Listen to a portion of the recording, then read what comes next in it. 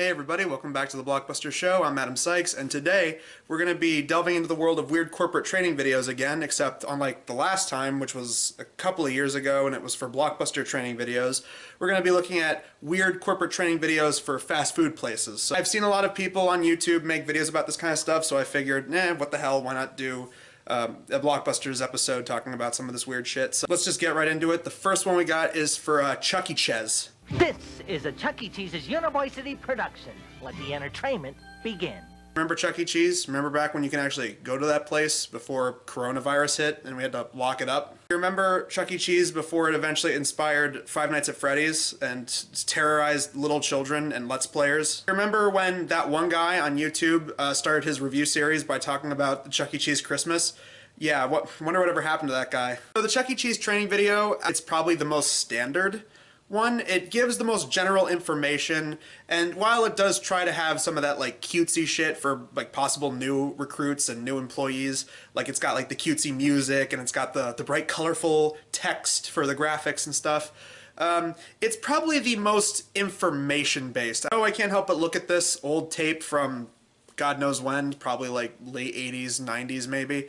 It's kind of hard to look at this without thinking, man, some of this does not come off right. One of my favorite parts is they're telling you how you can enjoy your job, and that's like, participate with employees, start conversations and stuff like that.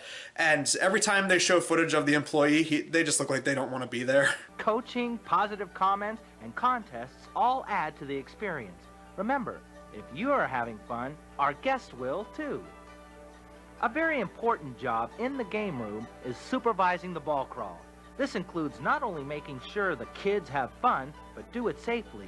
Yes, the surefire way to enjoy your job is sparking up conversations with little kids and hanging out in a ball pit. That's not going to get you weird looks from parents or anything. It is also interesting to see them talk about costumed characters, and that's one of the weird like back and forths of them trying to be serious and then also trying to be funny. Hey Don, that was great. You really made Chucky come alive. You made it look so easy. Well, all kids love Chucky, so that's the easy part.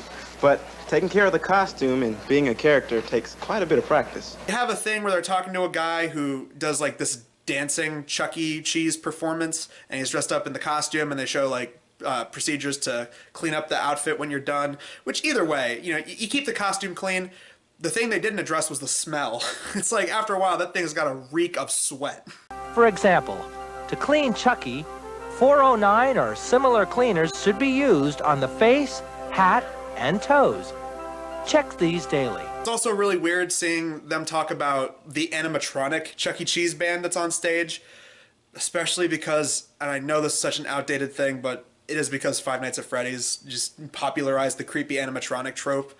It is really weird seeing the live stage performance and not thinking that. You remember back when creepypastas were all the rage? There was like that one Chuck E. Cheese creepypasta, and it ended with a guy going home, and all throughout the week he kept assuming that the Chuck E. Cheese animatronic was looking at him, and then eventually he went home and the end of the story was he looked out his window and Chuck E. Cheese was right outside his house.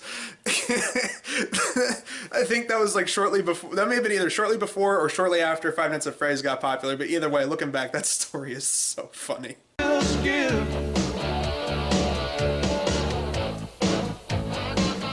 Before we even continue, can I just say Wendys really knows how to market themselves now?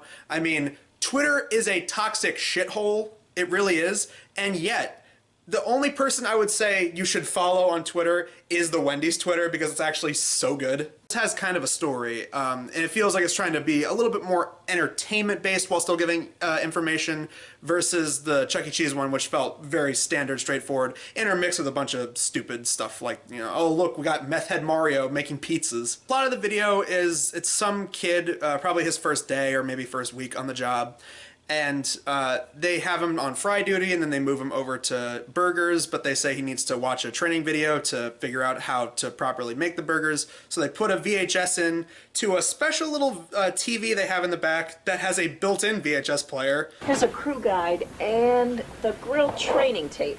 Why don't you have a look at the tape first and I'll check back with you in a few minutes. All right. He puts the tape in, and then there's a floating head that emerges out of the TV, which then sucks him into the TV, and they end up in a music video. And the guy teaches him how to flip burgers with a rap song seriously called Wendy's Grill Skill. Now working the grill, Bill, it ain't so tough. But first of all, you got to check your stuff. Like a grill that's set at 250 with the meat and cheese that's ready to go.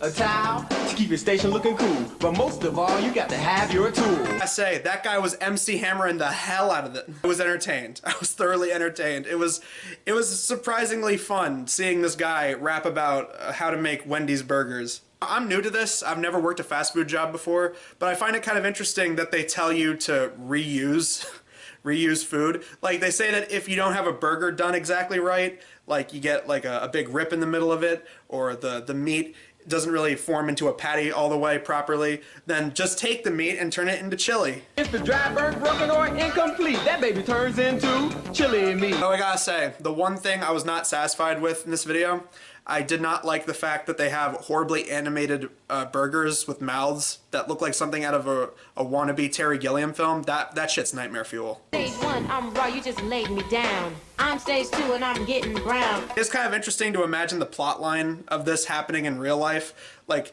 when it cuts back to the kid and the manager lady comes over and to see if he's done watching the video and to see if he's okay, he's just staring at a blank TV with nothing on it. It's really easy to imagine the kid just did a shitload of drugs before he went into work and just imagined all that. Bill, the tape is over.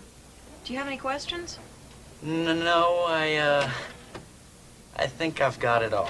Hey, they can at least walk away saying they have quite possibly one of the most memorable training videos to ever grace the internet all these years later. So good job, Wendy's. Wendy's Grill Skill, pretty entertaining. They're pretty entertaining for anyone that likes to watch this old retro crap and be like, that's pretty funny, looking from the modern perspective. So yeah, guys, that concludes the Blockbusters videos for this month. Tune in December where we have not one, not two, but 3 videos talking about Jack Frost movies. We're going to be talking about Santa Claus 3, and then we're going to be talking about the 2 Jack Frost movies that came out around the same time, the horror movie and the family movie. So that's going to be interesting. We got 3 different Jack Frost movies for December.